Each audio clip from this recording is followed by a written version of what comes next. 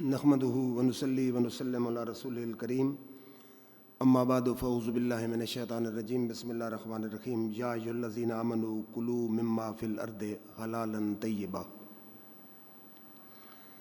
صدق اللہ مولانا العظیم۔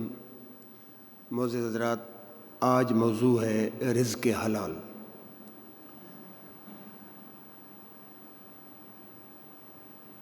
رزق حلال کا نماز دعا کی قبولیت کے لیے ہونا ضروری ہے۔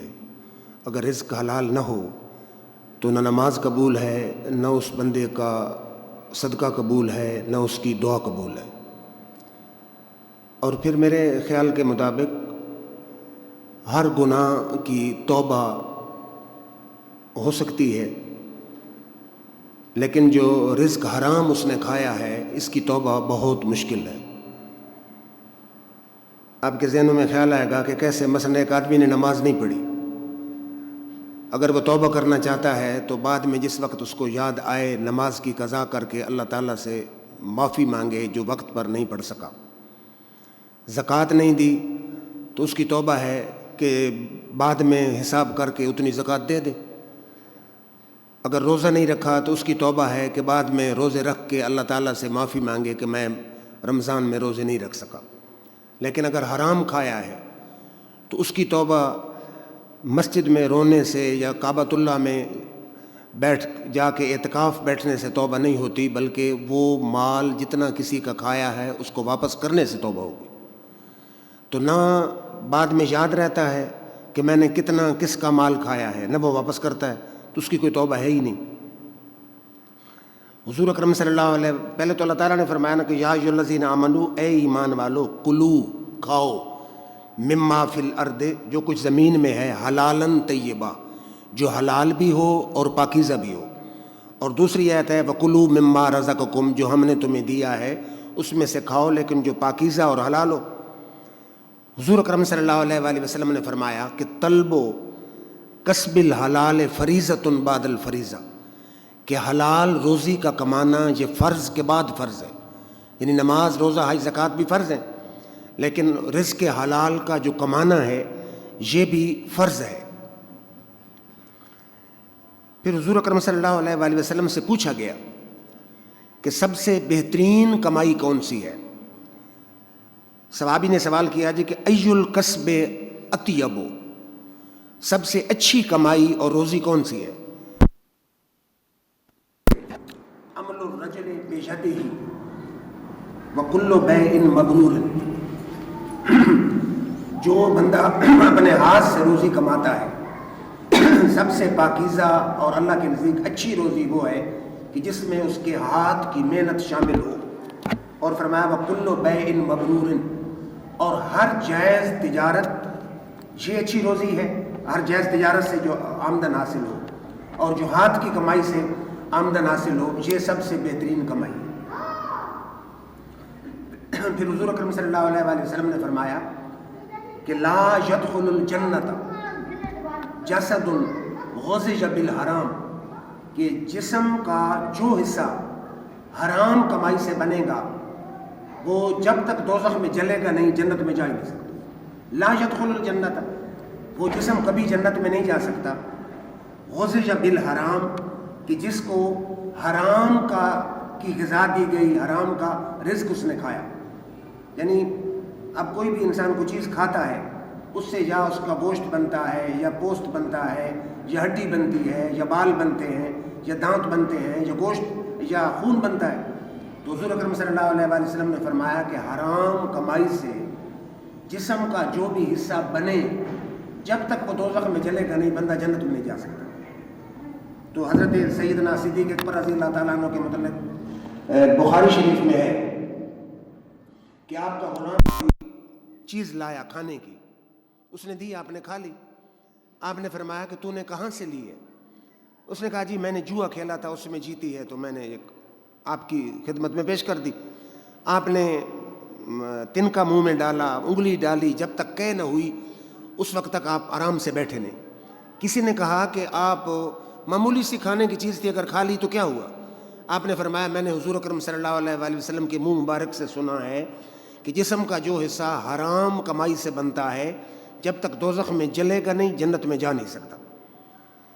پھر حضور اکرم صلی اللہ علیہ وآلہ وسلم تشریف فرما ہے، آپ نے فرمایا کہ یاتی علی الناس زمان، لوگوں پر ایک زمانہ آئے گا، ایک ایسا وقت بھی قرب قیامت میں آئے گا کہ لا یبال المرء کہ ما اخذ من الحلال ام من الحرام، کہ لوگوں کی اس کی پرواہ ہی نہیں ہوگی کہ میں کون سا مال پکڑ رہا ہوں، حلال مال پکڑ رہا ہوں یا حرام مال پکڑ رہا ہوں۔ یعنی اتنی اسلام سے، دین سے لوگوں کی دوری ہو جائے گی کہ لوگ اس کی پرواہ ہی نہیں کریں گے کہ مال جو میں کھا رہا ہوں وہ حلال ہے حرام ہے، کون سا مال ہے، اسے پرواہ ہی نہیں ہوگی۔ تو ہمیں اس پر غور کرنا چاہیے۔ پھر لوگ اپنی طرف سے من گھڑت چیزیں بنا لیتے ہیں کہ فلاں مولانا صاحب نے یہ کہا ہے، فلاں نے یہ کہا ہے۔ اب سود جو ہے حرام ہے، واضح بات ہے۔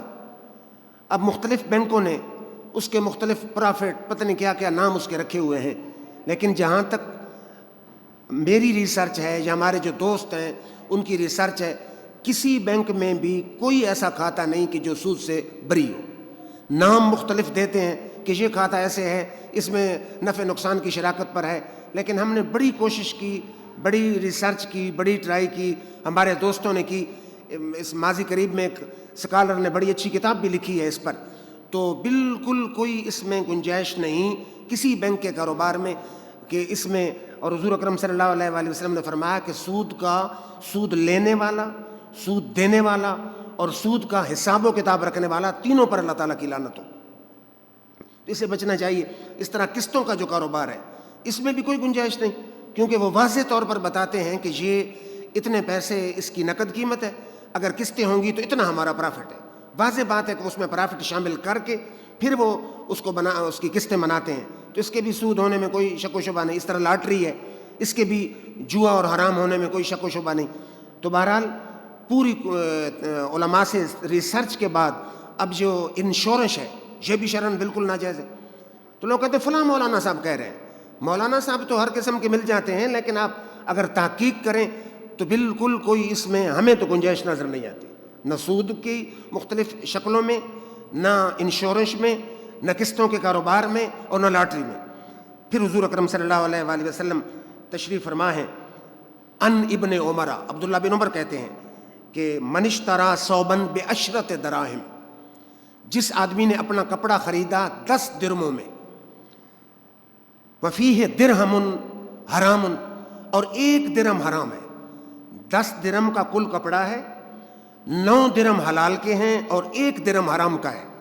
تو حضور اکرم صلی اللہ علیہ وسلم نے فرمایا لم یقبل اللہ لہ صلاۃ ما دام علیہ، جب تک وہ کپڑا اس کے جسم تک پر رہے گا اللہ تعالیٰ اس کی نماز سرے سے قبول ہی نہیں کرے گا۔ یعنی 10 درہم ہیں، 10واں حصہ اس میں حرام کی کمائی کا ہے اور 9 حصے جو ہیں اس میں حلال کی کمائی کے ہیں۔ حضور نے فرمایا لم یقبل اللہ لہ صلاۃ ما دام علیہ، جب تک وہ کپڑے اس کے جسم پر رہیں گے اللہ تعالیٰ اس کی کوئی نماز قبول نہیں فرمائے گا۔ پھر حضور اکرم صلی اللہ علیہ وآلہ وسلم تشریف فرما ہے، اس کاروبار کے حوالے سے جتنی بھی حدیثیں میرے ذہن میں آتی تھیں میں سب کو جمع کر کے لایا ہوں کہ الجالب المرزوق، کہ جو تاجر ہے اس کو رزق دیا جاتا ہے، جو تجارت صحیح طور پہ کرتا ہے شریعت کے اصولوں کے مطابق اللہ تعالیٰ اس میں برکت دیتا ہے، اللہ تعالیٰ اس کو رزق میں اضافہ دیتا ہے۔ اور فرمایا والمحتکر ملعون، اور جو ذخیرہ اندوزی کرتا ہے کہ اب اس کو پتہ چلا کہ چینی کی قلت آنے والی ہے، چینی اس نے جمع کر لی، بہت بڑا تاجر ہے، چینی جمع کی تو چینی کی قیمت مارکیٹ میں بڑھ گئی۔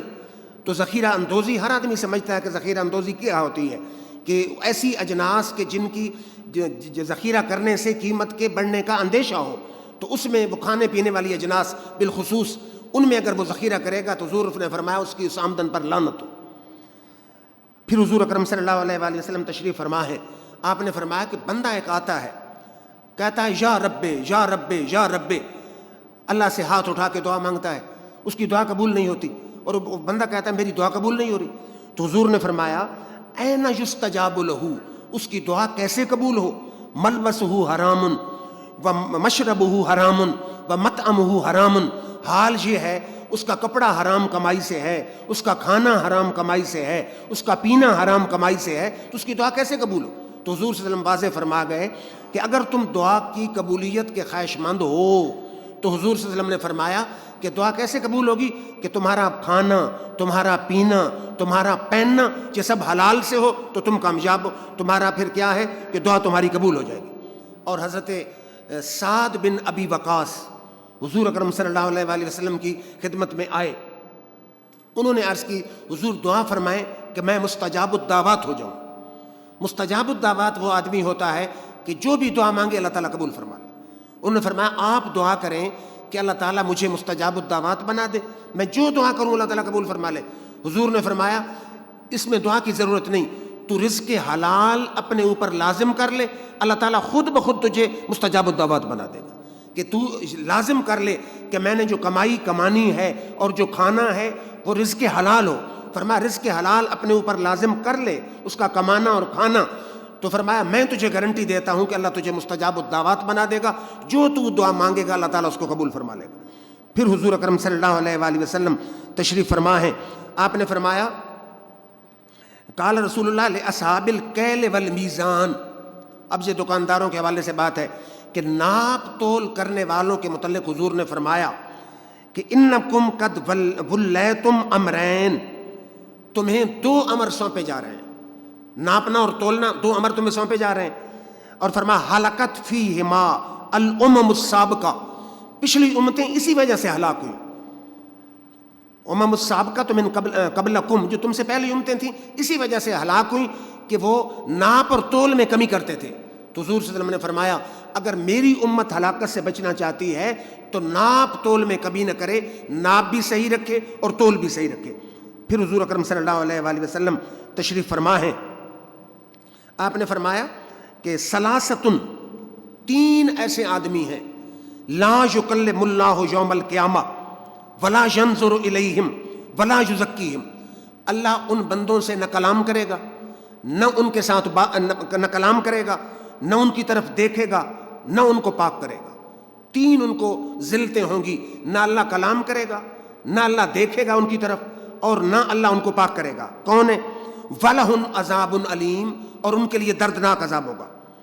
قال ابو ذر خالوا وخسروا، یا رسول اللہ صلی اللہ علیہ وسلم وہ تو محروم ہو گئے، وہ تو خسارے میں رہ گئے۔ من ہم یا رسول اللہ، وہ ہیں کون جو اتنے خسارے میں ہیں، اتنے نقصان میں ہیں کہ اللہ نہ ان سے کلام کرے گا، نہ ان کی طرف دیکھے گا، نہ ان کو پاک کرے گا، یہ ہیں کون؟ حضور صلی اللہ علیہ وسلم نے فرمایا المسبل، ازار کو لٹکانے والے۔ اب اس کی کئی صورتیں ہیں، لوگ گلے میں چادر لٹکا دیتے ہیں، شریعت میں یہ منع ہے ایسے لٹکانا۔ نماز پڑھے تو نماز بھی مکروہ ہوتی ہے، ہاں ایک اس کی سائڈ اس طرح اوپر کر لے تو پھر تو ٹھیک ہے، لٹکانا جو ہے آزار کا یہ صحیح نہیں۔ یا اس سے یہ بھی مراد ہو سکتی ہے کہ پرانے وقتوں میں لوگ چادریں پہنتے تھے، ریشمی قسم کی چادریں، اور وہ گھسیٹ گھسیٹ کر چلتے تھے، شریعت میں یہ تکبر کی علامت ہے، شریعت نے اس سے بھی منع کیا ہے۔ اور زیادہ تر لٹکانے کا مقصد ہے کہ دونوں جانبوں سے وہ اس کی چادر لٹکی ہوئی ہو۔ پہلا المنان، احسان کر کے احسان جتانے والا، یہ دوسرا شخص ایسا ہے کہ جس سے اللہ نہ کلام کرے گا، نہ اس کی طرف دیکھے گا اور نہ اس کو پاک کرے گا۔ تیسرا المنفق سلعتہ بالحلف القاذب، وہ شخص کہ جو اپنا سودا جھوٹی قسمیں کھا کے بیچتا ہے۔ دکانداروں میں یہ بھی اصول ہوتا ہے، اس نے کہا کتنے پیسے کی آئی ہے، جھوٹی قسم اٹھا دی، اللہ کی قسم مجھے تو اتنے پیسے کی ملی ہے۔ تو ہمارا شریعت کا اصول کیا ہے کہ آپ کبھی بھی قسم نہ اٹھائیں، کہیں کہ یہ پڑی ہے میری چیز، دیکھ لو، پسند آئے تو اتنے پیسے کی لو، نہ پسند آئے تو نہ لو، قسمیں اٹھانے کی ضرورت ہی نہیں۔ تو حضور صلی اللہ علیہ وسلم نے فرمایا جو سودا بیچنے کے لیے جھوٹی قسم اٹھائے اللہ تعالیٰ نہ اس سے کلام کرے گا، نہ اس کو پاک کرے گا، نہ اس کی طرف دیکھے گا۔ ویسے صحیح سچی قسم بھی اٹھانی شریعت میں منع ہے کہ سودا بیچنے کے لیے اتنی معمولی بات ہے اللہ تعالیٰ کا نام کہ اس پر تو قسم اٹھا رہا ہے صرف سودا بیچنے کے لیے۔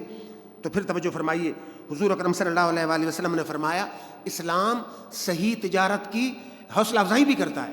حضور نے فرمایا کہ التاجر الصدوق الامین، سچا اور امانت دار تاجر، مع النبیین والصدیقین والشہداء، حضور نے فرمایا سچا اور امانت دار تاجر میدان معاشر میں نبیوں کے ساتھ ہوگا، صدیقوں کے ساتھ ہوگا اور شہیدوں کے ساتھ ہوگا۔ بہت بڑا مقام ہے کہ اگر اس نے سچی تجارت کی، صحیح بات کی، جھوٹ نہیں بولا، نمبر 2 چیز کو نمبر 1 بنا کے پیش نہیں کیا، جھوٹی قسم نہیں اٹھائی، الگ الگ رکھ دے، یہ نمبر 2 ہے، یہ نمبر 1 ہے، اس کی یہ قیمت ہے، اس کی یہ قیمت ہے، بس شریعت اس کی قائل ہے، قیمت جتنی مرضی ہے لگا لے۔ تو حضور نے فرمایا جو تاجر ہے سچا اور امانت دار، اس کو اللہ تعالیٰ صلہ کیا عطا فرمائے گا؟ روزی اپنے پیٹ کے لیے کمائی، اپنی ذات کے لیے کمائی، لیکن کمائی صحیح طریقے سے شریعت کے اصولوں کے مطابق اللہ صلہ کیا دے گا؟ میدان معاشر میں نبیوں کے ساتھ چل رہا ہوگا، صدیقوں کے ساتھ چل رہا ہوگا اور شہیدوں کے ساتھ چل رہا ہوگا۔ پھر حضور تشریف فرما ہے، آپ نے فرمایا کہ ما اکل احد طعاما قط خیرا من ان یاکل من عمل یدیہ۔ حضور نے فرمایا کہ بندہ کوئی ایسا رزق، اتنا اچھا رزق نہیں کھاتا جتنا اپنی ہاتھ کی کمائی والا رزق اچھا کھاتا ہے۔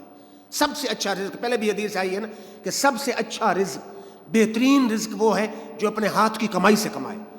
تو آگے ہے ان نبی اللہ داؤد علیہ السلام کان یاکل من عمل یدیہ، کہ یعقوب علیہ السلام اپنے ہاتھوں کی کمائی سے روزی کھاتے تھے، اور وہ زرہ بنانے کا، لوہے کی زرہ بنانے کا کام کرتے تھے، یہ تو قرآن میں بھی ہے، اور وہ لوہے کو ہاتھ لگاتے، لوہا خود بخود نرم ہوتا جاتا ان کے ہاتھوں میں، زرہ بنا کے بیچ کے اس سے اپنی روزی کماتے تھے۔ پھر حضور اکرم صلی اللہ علیہ وآلہ وسلم نے فرمایا اوت الاجیر اجرہ قبل ان یجف عرقہ۔ حضور نے فرمایا کہ اگر تو کوئی مزدور مزدوری پہ رکھتا ہے، اس سے دن میں کام لیتا ہے، تو اس کے پسینے کے خشک ہونے سے پہلے تمہیں اس کی مزدوری اس کو عطا کر دینی چاہیے۔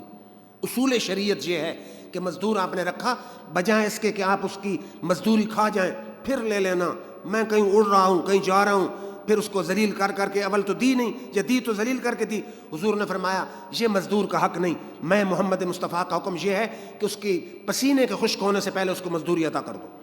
پھر حضور اکرم صلی اللہ علیہ وآلہ وسلم تشریف فرما ہے، آپ نے فرمایا کہ قال رسول اللہ ما بعث اللہ نبیا، اللہ نے کوئی نبی ایسا نہیں بھیجا الا رغل غنم، لیکن ہر نبی نے بکریاں چرائی ہیں۔ یہ اللہ تعالیٰ کی طرف سے امتحان ہے، کہتے ہیں کہ ان کے چرانے میں صبر بڑا کرنا پڑتا ہے، تو نبیوں کے لیے یہ آزمائش تھی۔ آپ نے فرمایا کوئی نبی ایسا نہیں آیا کہ جس نے بکریاں نہ چرائی ہوں۔ فقال اصحابہ وانت، صحابہ کرام نے عرض کی حضور آپ نے بھی بکریاں چرائی ہیں؟ تو قال نعم، حضور نے فرمایا ہاں میں نے خود بھی بکریاں چرائی ہیں۔ آپ نے فرمایا کنت ارعی علی قراریتا لأہل مکہ تھا، حضور نے فرمایا میں قراریت، یہ سکہ ہے، اس پر اہل مکہ کی بکریاں میں خود محمد مصطفیٰ بھی چراتا رہا ہوں۔ تو یہ نبیوں کی سنت ہے کہ ہاتھ سے کام کرنا، اس میں کوئی شرمندگی یا آر یا اپنے لیے شرم کی باعث انسان کو نہیں سمجھنا چاہیے، بلکہ ہاتھ سے روزی کمانا جیسے بھی ہو سکے، اس کے اپنے مزاج طبیعت کے مطابق ہو، تو شریعت اس کی حوصلہ افزائی کرتی ہے۔ پھر حضرت ابراہیم بن ادم بہت بڑے ولی اللہ تھے، ان کے متعلق آتا ہے کہ پیٹھ پر لکڑیوں کا گٹھا اٹھا کے لا رہے تھے۔ کسی نے کہا حضرت اتنے مریدین ہیں، کسی کو کہتے وہ گٹھا لا دیتا، آپ بیچ دیتے۔ تو آپ نے فرمایا کہ میں نے حضور صلی اللہ علیہ وسلم کا فرمان سنا ہے کہ بہشت اس شخص پر واجب ہو جاتی ہے جو اپنی محنت مزدوری پر قائم رہتا ہے۔ یہ اللہ کے ولی ہیں، فرماتے ہیں میں نے حدیث سنی ہے کہ حضور نے فرمایا بہشت اس شخص پر واجب ہو جاتی ہے جو اپنے ہاتھ سے روزی کماتا ہے اور اس پر قائم رہتا ہے اور مشقت کی ذلت برداشت کرتا ہے، اس پر اللہ تعالیٰ جنت واجب فرما دیتا ہے۔ پھر حضور اکرم صلی اللہ علیہ وآلہ وسلم تشریف فرما ہے، آپ نے فرمایا کہ اللہ تعالیٰ فرماتا ہے، قال اللہ تعالیٰ، اللہ فرماتا ہے کہ ثلاثۃ، 3 آدمی ایسے ہیں، خصمہم انا خصمہم یوم القیامہ، ان کی طرف سے میں جھگڑا کروں گا۔ اللہ فرماتا ہے 3 بندے ایسے ہیں کہ ان کی جانب سے قیامت کے میدان میں بندوں کی طرف سے میں رب جھگڑا کروں گا۔ وہ 3 بندے کون سے ہیں؟ حضور نے فرمایا رجل آتا بی ثم غدر، بندے نے میرے نام پر وعدہ کیا، کسی کہا اللہ کی قسم میں تمہیں پیسہ دوں گا، اللہ کی قسم میں تیرا کام کروں گا، میرے نام پر اس کے ساتھ وعدہ کیا تو پھر اس سے دھوکہ دے دیا، پھر اس بات کو پورا نہ کیا، میرا نام لے کر بندے کو مطمئن کیا اور پھر اس کو دھوکہ دے دیا، بات نہ مانی، تو فرمایا میں خود اس کی طرف سے اس بندے سے جھگڑوں گا کہ میرا نام لے کر تو نے اس کو دھوکہ کیوں دیا، پہلا۔ دوسرا حضور نے فرمایا رجل باع حرا ثم اکل ثمنہ، بندے نے آزاد آدمی کو بیچا اور اس کے پیسے کھا گیا، اس کی قیمت کہا گیا. یعنی غلاموں کو تو جب غلامی کا دور تھا تو مرد عورت آپ نے خریدے اور بیچے یہ تو ٹھیک تھا, اس دور میں یہ غلاموں کو خریدنا بیچنا جائز تھا. لیکن جب اسلام نے منع کر دیا تو اس کے بعد, اس سے پہلے ہو یا بعد میں ہو, آزاد آدمی کو اسلام بیچنے کی اجازت نہیں دیتا کہ بیچ دیا جائے. اب حیرانی ہوتی ہے نا کہ ہمارے بعض علاقوں میں یہ پٹھان حضرات عورتوں کو بیچتے ہیں, تو یہ سراسر ناجائز اور حرام ہے کہ آزاد آدمی کو بیچ دینا. پھر حضور اکرم صلی اللہ علیہ وسلم بیٹھے ہیں, آپ نے فرمایا کہ رجل استاجر الاجیرہ, کسی آدمی نے مزدور لیا اجرت پر کہ اتنے پیسے دوں گا, آؤ میرا یہ کام کرو. فاستوفی منہ, اس سے کام پورا لے لیا. ولم یؤت اجرہ, اس کو اس کا بدلہ نہیں دیا, مزدوری نہیں دی. مزدور رکھا کام پر, اس کا مزدوری طے کر لی, کام کروا کے کہا جاؤ, پھر مزدوری نہیں دی. تو حضور نے فرمایا, اللہ تعالیٰ فرماتا ہے اس کی طرف سے میں مزدور کی طرف سے اس بندے کے ساتھ قیامت کے میدان میں جھگڑوں گا. پھر حضور اکرم صلی اللہ علیہ وآلہ وسلم تشریف فرما ہیں, آپ نے فرمایا کہ 3 آدمی ہیں لا یکلم اللہ یوم القیامہ, اللہ ان کے ساتھ کلام نہیں کرے گا. یہ اور حدیث ہے. کون سے ہیں؟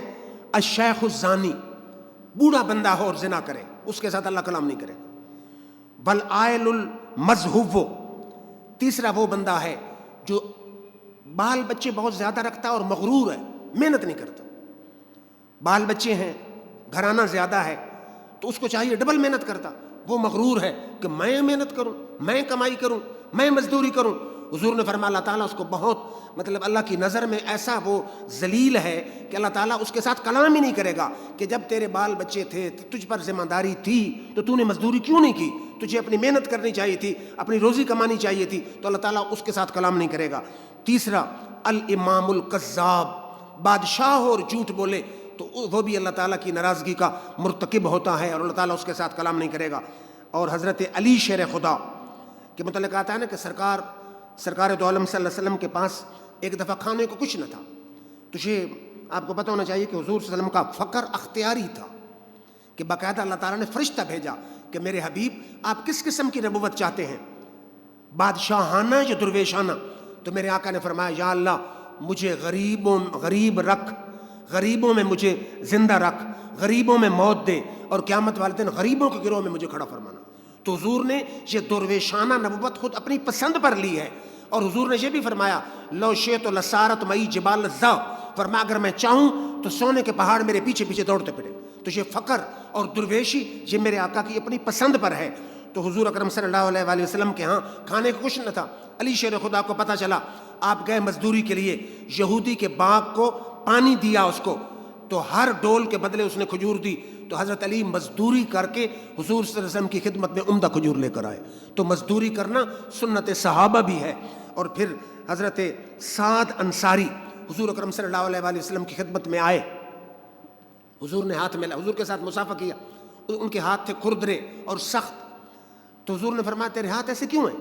اس نے عرض کی حضور میں لوہار کا کام کرتا ہوں, تو سخت کام ہے, آپ کو پتہ ہے کہ لوہاروں کا کام جو ہے سخت ہوتا ہے. تو اس دور میں جو اوزار وہ استعمال کرتے تھے وہ اوزار استعمال کرتے تھے, کھردرے ہاتھ, سخت ہاتھ. تو حضور صلی اللہ علیہ وسلم نے اس کے ہاتھوں کو اپنے قریب لے جا کے چوم لیا, اور آپ نے فرمایا ہذہ ید یحبہ اللہ ورسولہ, آپ نے فرمایا یہ وہ ہاتھ ہیں جن سے اللہ بھی محبت کرتا اور میں محمد مصطفیٰ بھی محبت کرتا ہوں. کہ جو مزدوری کرنے والے ہاتھ ہیں اس کو اللہ بھی پسند کرتا ہے اور اس کا رسول بھی پسند کرتا ہے. پھر حضور اکرم صلی اللہ علیہ وسلم امام الانبیاء ہیں, محبوب خدا ہیں, لیکن حضور کا امت کے لیے سبق کیا ہے؟ اپنے جوتے خود گانٹھ لیتے تھے, گھر کا کام خود کر لیتے تھے, بازار سے سودا خود لے آتے تھے. آپ اس کس لیے کر رہے ہیں؟ حالانکہ اللہ آپ چاہتے تو فرشتے مقرر ہو جاتے, اس لیے کر رہے ہیں تاکہ میری امت اس میں آر محسوس نہ کرے. گھریلو کام کرنے میں بھی جب کرنے لگے تو سوچے کہ میری کیا حیثیت ہے, جب میرے آقا امام الانبیاء اور محبوب خدا گھر کے کام خود کرتے رہیں تو میں کون ہوتا ہوں اس میں فخر کرنے والا, غرور کرنے والا کہ میرے سٹیٹس کے لائق نہیں ہے. حضرت سعد کی بات آپ کی خدمت میں عرض کر دی, پہلے حدیث عرض کر دی کہ انہوں نے کہا جی مستجاب الدعوات ہو جاؤں, دعا کریں. آپ نے فرمایا رزق حلال لازم کر تو مستجاب الدعوات ہو جائے گا. آخر میں مولانا روم کی ایک بات آپ کی خدمت میں عرض کر کے اجازت چاہوں گا. مولانا روم فرماتے ہیں کہ رزق کھانے کے بعد حرام حلال کی چک کا ایک وہ مقناطیس دے رہے ہیں. فرماتے ہیں رزق کھانے کے بعد اگر تیرے دل میں علم و حکمت اور عشق کی نرمی پیدا ہو, سمجھ تیرا رزق حلال ہے. رزق کھانے کے بعد تیرے دل میں علم و حکمت اور عشق کی نرمی پیدا ہو، سمجھ تیرا رزق حلال ہے، اور رزق کھانے کے بعد نفس امارہ کا غلبہ ہو، حسد پیدا ہو اور ذکر سے غفلت ہو، سمجھ لے میرا رزق حلال نہیں ہے۔ تو اللہ تعالیٰ سے دعا ہے اللہ رب العزت ہمیں رزق حلال کھانے کی توفیق عطا فرمائے۔